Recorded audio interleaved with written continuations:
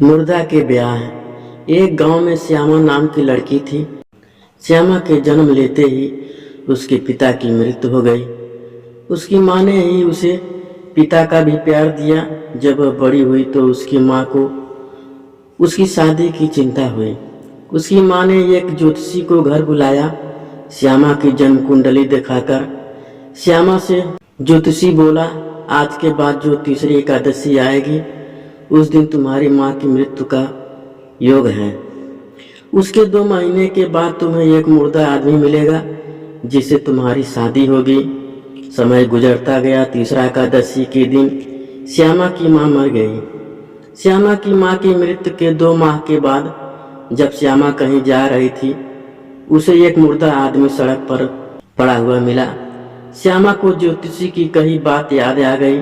वह उस मरे हुए आदमी को अपने घर ले आई। कुछ देर बाद श्यामा के दरवाजे पर किसी ने खटखट किया। श्यामा ने दरवाजा खोला तो बाहर देखा कि एक औरत खड़ी है। वह रोते हुए कहने लगी, मेरा इस दुनिया में कोई नहीं है, मैं बहुत थक गई हूँ, मुझे एक रात के लिए जगह दे दीजिए, कल सुबह मैं वापस चली जाऊंगी। श्यामा को दया आ गई। उसने उस औरत को एक रात ठहरने के लिए जगह दे दी। श्यामा मुर्दा के सिर को अपनी गोद में रखकर शिव का नाम जपने लगी।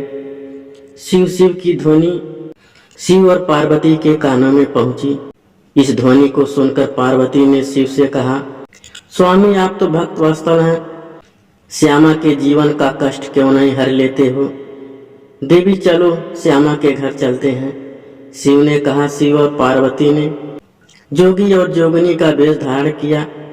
वे दोनों श्यामा के घर भिक्षा मांगने चले गए।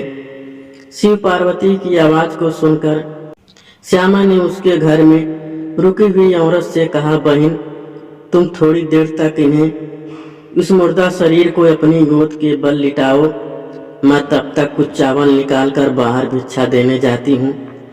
यह कहकर श्यामा भिक्षा देने के लिए चावल निकालकर बाहर की ओर चली गई। उस दूसरी औरत ने उस मुर्दा शरीर को अपनी गोदी के बल लिटा लिया।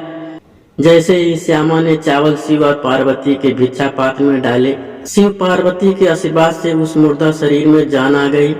उसने कहा, मैं एक राजकुमार हूँ, मेरे साथियों ने मुझे धोखा देकर मारने की कोशिश की थी, मैं यहाँ कैसे पहुँचा, तुम्हें यहाँ तक मैं लाई हूँ। उस दूसरी औरत ने राजकुमार से कहा। यह देखकर श्यामा को आश्चर्य हुआ। उसने ऊंची आवाज में कहा, यह औरत झूठ कह रही है, तुम्हें यहाँ तक मैं लाई हूँ। राजकुमार को श्यामा की बातों पर विश्वास नहीं हुआ।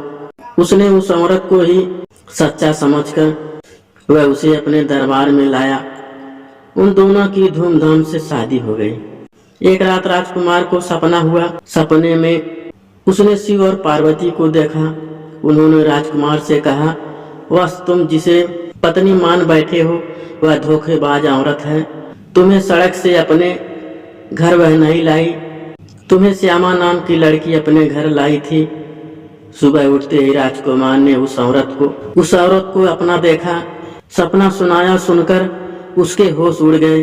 वह रोते हुए बोली, तुम मेरे वचनों से अधिक सपनों पर विश्वास करते हो, स्वप्न झूठे भी हो सकते हैं। राजकुमार उसकी बातों में आ गया।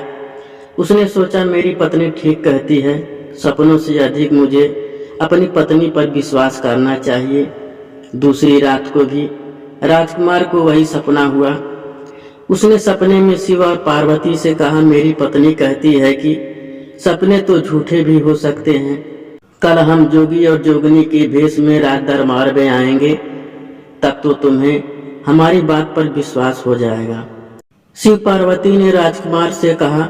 राजकुमार की नींद खुल गई। उसने इस सपने के बारे में अपनी पत्नी को नहीं बताया। सुबह शिव और पार्वती उसके दरबार में योगी और जोगिनी के रूप में आ गए।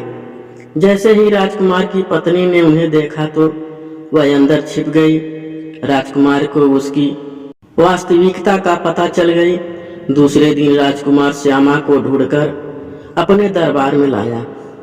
राजकुमारी और श्यामा का धूमधाम से विवाह हो गया। राजकुमार की पत्नी बनी उस औरत को राजकुमार ने कठोर दंड दिया।